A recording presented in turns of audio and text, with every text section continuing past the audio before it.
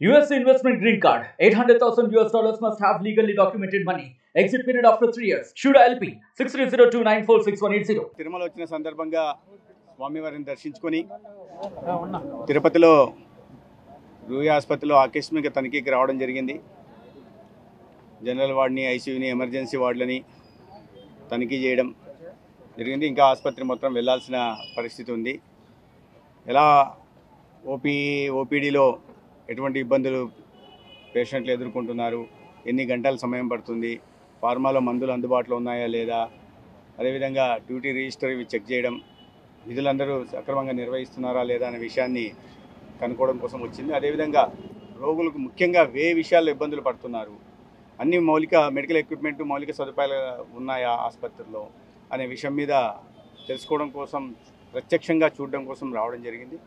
ఆ విషయం మీద ఇప్పుడు మాట్లాడుతున్నాం. ఇంకా వెళ్ళిన తర్వాత ఒకసారి అధికారులతో కూడా కూర్చున్న తర్వాత ఆసుపత్రికి సంబంధించిన పూర్తి వివరాలు వస్తాయి. దాన్ని చూసిన తర్వాత ఎక్కడెక్కడ మెరుగుపరచుకోవాల్సిన అవసరం ఉంది. ఇప్పుడు ఆర్టిలరీ బ్లడ్ గ్యాస్ అనలైజర్స్ ఉన్నాయి కానీ వాటికి కావాల్సిన క్యాట్రిడ్జెస్ లేవు. ఇటువంటి దృష్టికి వచ్చాయి. అదేవిధంగా ఎక్స్రే మిషన్లు కూడా కొన్ని సంవత్సరాలుగా పాతపడినవి. ఇప్పుడు డిజిటల్ ఎక్స్రే మిషన్లు వస్తున్నప్పుడు కూడా ఇంకా పాత ఎక్స్రే మిషన్లు వాడుతున్న కారణంగా రోగులు సమయం ఎక్కువ తీసుకొని చాలా ఇబ్బందులు పడుతున్నారు. తద్వారా సర్జరీలకు వెళ్ళే పరిస్థితి ఇది కూడా ఆలస్యం అవుతుందనే విషయం కూడా దృష్టికి వచ్చింది. ఈ విధంగా ఎక్విప్మెంట్ ఏవేవి ఉన్నాయి, ఫార్మసీలో కూడా స్టాఫ్ ఇద్దరే ఉండడం కారణంగా రోగుల క్యూ చాలా పెద్దగా ఉంది. సో పీక్ అవర్స్లో ముఖ్యంగా 9 నుంచి 4 గంటల సమయంలో ఎక్కడైతే ఓపీ ఎక్కువ ఉంటుందో ఆ సమయంలో పేషెంట్లు ఎక్కువ ఉంటారు కాబట్టి వాళ్ళకి మందుల సరఫరా కోసం ఫార్మసిస్టులు కూడా ఎక్కువ పెట్టాల్సిన అవసరం ఉంది. నైట్ షిఫ్ట్లలో తక్కువ ఉంటారు కాబట్టి ఎంతమంది ఉన్నా పర్వాలేదు, ఒకరిద్దరితో కూడా మేనేజ్ చేయవచ్చు. కానీ పగటిపూట పీక్ అవర్స్లో రోగులు ఎక్కువసేపు క్యూలలో నిలబడే ఇది లేకుండా పెంచాల్సిన అవసరం ఉంది. అదేవిధంగా ఎక్విప్మెంట్ కూడా చాలా వరకు పాతకాలానికి సంబంధించినవి, అధునాతన టెక్నాలజీతో కూడిన ఎక్విప్మెంట్లు ఉన్నప్పటికీ కూడా పాత టెక్నాలజీతో ఉన్న ఎక్విప్మెంట్ల మీద ఎక్స్రేలు కావచ్చు, ఏబీజీలు కావచ్చు, లేదా వెంటిలేటర్లు కావచ్చు ఆధారపడి ఉన్న విషయం కూడా దృష్టికి వచ్చింది. దీన్ని వెళ్ళిన తర్వాత మళ్ళీ వీటి మీద ఒక సమీక్ష చేసి ఇక్కడ కూడా ఇప్పుడు సూపరింటెండెంట్తో ఇతర అధికారులతో సమీక్ష నిర్వహించి ఎక్కడెక్కడ లోటుపాట్లు ఉన్నాయి, ఎక్కడ మెరుగుపరచుకోవచ్చు అన్న విషయాల మీద ఒకసారి చర్చించిన తర్వాత మళ్ళీ విజయవాడకి వెళ్ళి సంబంధిత శాఖల అధికారులతో కూడా కూర్చొని వాటిని మెరుగుపరచుకోవడం కోసం ప్రత్యేక దృష్టి ఏర్పడింది. రూయా ఒక ప్రతిష్టాత్మక వైద్యశాల ఆసుపత్రి. సో రాయలసీమ ప్రాంత వాసులంతా ప్రధానంగా దీని మీద ఆధారపడి ఉంటారు కాబట్టి ఆ విషయాలు తెలుసుకోవడం కోసం వచ్చాం. కొన్ని కంప్లైంట్లు వచ్చాయి, కొంతమంది వసతులు బాగున్న విషయం కూడా కొంతమంది చెప్పడం జరిగింది. అదేవిధంగా భోజన వ్యవస్థ వీటి మీద కూడా కొన్ని మాట్లాడడం జరిగింది. అన్ని విషయాలని ఒకసారి చూసిన తర్వాత, లోతుగా పరిశీలించిన తర్వాత ఇది విధంగా ఈ విషయాలు, ఎందుకంటే దీనిలో బడ్జెట్కి సంబంధించిన విషయాలు ఉన్నాయి, మౌలిక సదుపాయాలు, మెడికల్ ఎక్విప్మెంట్ ఎంత లోపల మనం చేయగలమనే విషయాన్ని, ఎందుకంటే ప్రభుత్వ దీనిలలో ఈరోజు అనుకుంటే రేపు పొద్దున జరిగే పరిస్థితి ఉండదు కాబట్టి ఇక్కడ అయిన తర్వాత ఒక అంచనాకు వచ్చిన తర్వాత మళ్ళీ సంబంధిత అధికారులు విజయవాడలో కూర్చోవడం జరుగుతుంది. ఇటు తిరుపతికి ఉన్న ప్రాశస్త్యం దృష్ట్యా తిరుపతికి, ఎందుకంటే అనేక ప్రాంతాల నుంచి, ముఖ్యంగా దేశం నుంచి, ప్రపంచ ప్రాంతాల నుంచి కూడా వస్తుంటారు. వాళ్ళు ఎక్కువ మంది పేదలు ఉంటారు కాబట్టి ఈ వచ్చిన సందర్భంగా తిరుపతి మెట్లు ఎక్కుతున్న సందర్భం కానీ ఇది కానీ ఇబ్బందులు పడే అవకాశం ఉంది. దానికి అనుగుణంగా ఇక్కడ కూడా వైద్య వసతులు ఉండాల్సిన అవసరం ఉంది.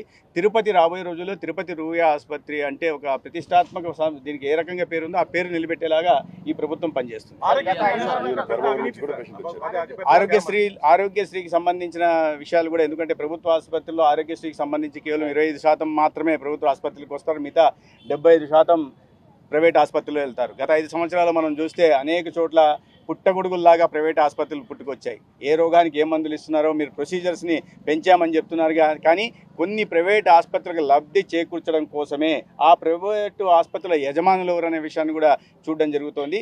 గత 5 సంవత్సరాల్లో ముఖ్యంగా ఈ ప్రైవేట్ ఆసుపత్రుల్లో అత్యధిక పేషెంట్లు కొన్ని హాస్పిటల్కి మాత్రమే వెళ్ళారు. వాటి మీద కూడా ఆడిట్ చేయడం జరుగుతుంది. ఆడిట్ చేసిన తర్వాత తదనుగుణంగా ఎక్కడన్నా పొరపాట్లు జరిగినా, తప్పులు జరిగినా ఖచ్చితంగా చర్యలు తీసుకోవడం. ప్రజలకు అండగా నిలబడడం కోసం ప్రభుత్వం మీద ప్రధానంగా ఇప్పుడు ఉన్నది ఏంటంటే మెరుగైన వైద్యం అందించడం, ఆసుపత్రుల్లో మౌలిక సదుపాయాలు, గ్రామీణ ప్రాంతాల నుంచి రాజధాని వరకు కూడా ఈ వరుస క్రమంలో అన్ని చోట్ల ప్రధానంగా ఈ మెరుగైన వైద్యం అందించే వాటి మీద ప్రధానంగా దృష్టి ఉంది. కానీ పేర్లు మార్చే సంస్కృతి ఇంకా మాకు లేదు. సంబంధిత శాఖ మంత్రిగా నేను తనిఖీకి వస్తూ ఉంటాను. దీనికి సంబంధించిన ప్రతి అధికారి కూడా, నేను చెప్తున్న ప్రతి అధికారి has to be on their toes.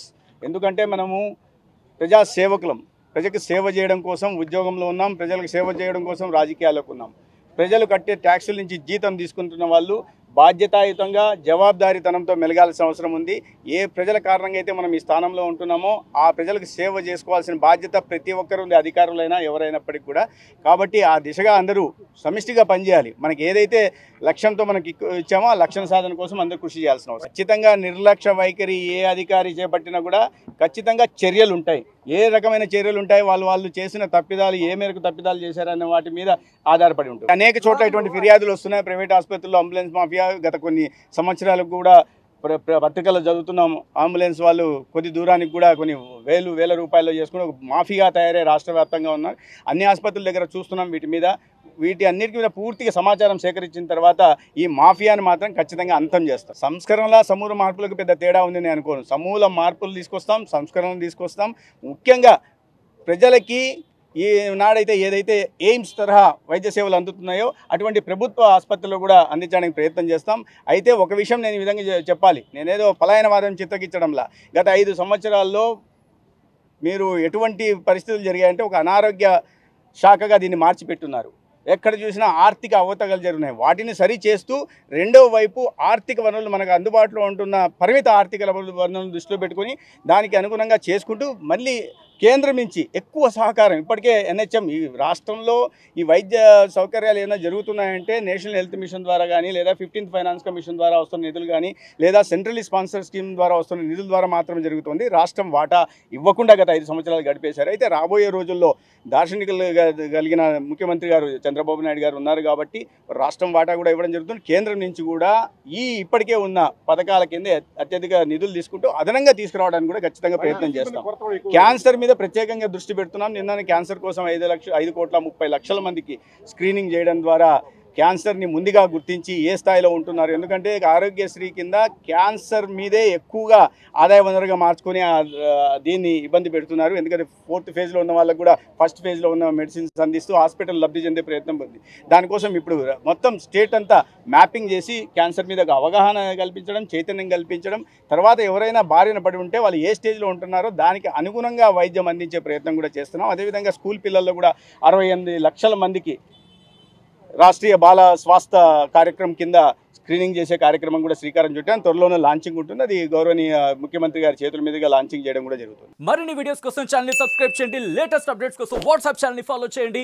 And link description లో ఉంది.